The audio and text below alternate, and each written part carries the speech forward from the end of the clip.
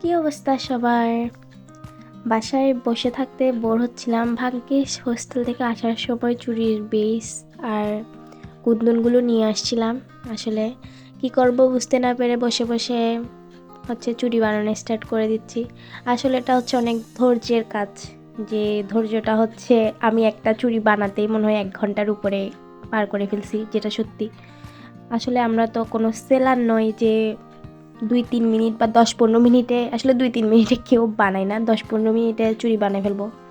তো যেহেতু time pass করার জন্য এটা আসলে নিজের জন্যই বানানো, তাই যেমন পারলাম আর কি করলাম।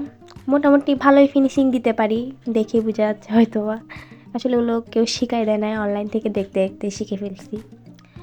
আর যাক, ট্রাই করে খুব বেশি খারাপ হয়েছে ওইটাও বলবো না, আমার কাছে তো ভালো লাগছে, জানি না কার কেমন লাগছে। কিন্তু অনেক সময় নিয়ে করতে হয় কাজগুলো। আসলে যারা অনলাইনে এসব সেল করে আসলে ওদের অনেক ধৈর্য, না হলে এই ধরনের কাজ করা যায় না। আমি তো কয়েকটা চুড়ি বানিয়ে হাঁপিয়ে গেছি। আসলে এই চুড়িগুলো বানাইতে আমি প্রায় 3 থেকে 4 দিন সময় নিছি, যেটা সত্যি কথা। মোট কথা হচ্ছে এগুলো করার জন্য ধৈর্যের প্রয়োজন, যে ধৈর্যটা হচ্ছে আমার নেই বললেই চলে।